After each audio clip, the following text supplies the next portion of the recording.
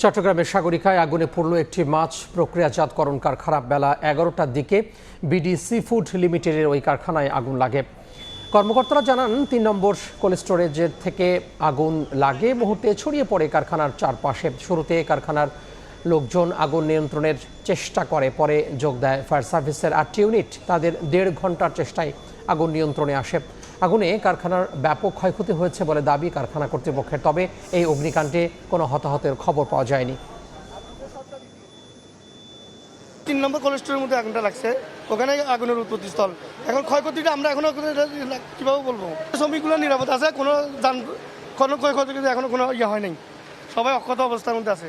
আগুনে কোনো লেলিয়ান এখন নেই, কিন্তু ড্যাম্পিংয়ের সাথে স্মোকের সাথে এবং যে এখানে যে ঠান্ডা কোল্ড স্টোর আছে, কোল্ড স্টোরের যে ঠান্ডার পরিমাণ, এটাকে আমরা কন্ট্রোল করতে পারলে পরবর্তীতে আমরা আগুন সম্পূর্ণভাবে রেস্কিউ করতে পেরে আমরা সম্পূর্ণ শেষ করতে পারবো বলে মনে করি।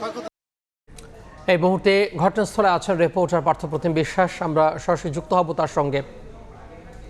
পার্থ, চট্টগ্রামে মাছের প্রক্রিয়াজাতকরণ কারখানা বিডি সি ফুড লিমিটেডে আমরা দেখেছি আগুন লাগার ঘটনা ঘটেছে। ৩ নম্বর কোল্ড স্টোরেজে কিন্তু এই আগুন লাগার ঘটনা ঘটে এবং ফায়ার সার্ভিসের প্রায় ১.৫ ঘন্টার চেষ্টায় কিন্তু আগুন নিয়ন্ত্রণে আনা হয়েছে। সেটি কিন্তু আমরা আগেই বলেছি। এই মুহূর্তে আসলে ফায়ার সার্ভিসের সদস্যরা যে কোল্ড স্টোরেজটি আছে সেই কোল্ড স্টোরেজটি পুরোপুরি তারা তল্লাশি করছে এবং তারা যেসব সরঞ্জাম ব্যবহার করেছিল অগ্নি নির্বাপনের ক্ষেত্রে সেই সব সরঞ্জামও কিন্তু আমরা দেখছি অনেকটাই গুছিয়ে ফেলছে। এবং এখানে কিন্তু ঠিক 11টা থেকে 11:30টার মধ্যে ৩ নম্বর কোল্ড স্টোরেজে কিন্তু আগুন লাগার ঘটনাটি ঘটে। সেই বিষয়টি আমরা এখানে আসার পর যারা এই প্রতিষ্ঠানের কর্মকর্তা কর্মচারী রয়েছে তাদের কাছ থেকে জানতে পেরেছি। তারা আমাদেরকে জানিয়েছেন হঠাৎ করেই ৩ নম্বর কোল্ড স্টোরেজ থেকে কিন্তু ভয়াবহ আগুন লাগার ঘটনা ঘটে। তবে সেক্ষেত্রে তারা ধোঁয়া উঠতে দেখে এবং এরপরেই প্রতিষ্ঠানের যারা কর্মকর্তা কর্মচারীরা ছিলেন তারা দ্রুত বের হয়ে যায় এবং ফায়ার সার্ভিসের যারা সদস্যরা ছিলেন তাদেরকে কিন্তু খবর দেওয়া হয়। এরপর ফায়ার সার্ভিসের ঊর্ধ্বতন কর্মকর্তা থেকে শুরু করে 8টি ইউনিট কিন্তু এখানে আসে এবং তাদের ১.৫ ঘন্টার চেষ্টায় কিন্তু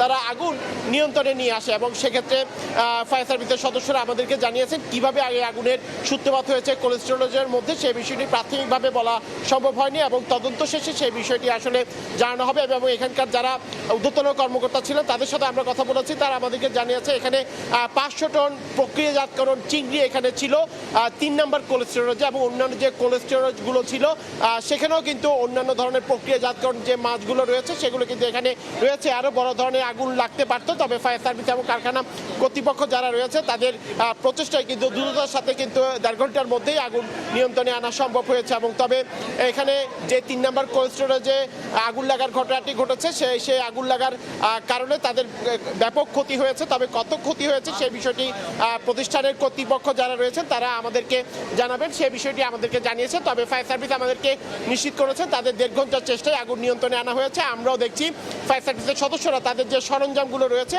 সেই সরঞ্জাম কিন্তু এখন এখান থেকে সরিয়ে নিচ্ছেন। তো এই ছিল আমার কাছে এখনো পর্যন্ত চট্টগ্রামের সাগরিক এলাকা থেকে এখানকার সর্বশেষ খবর।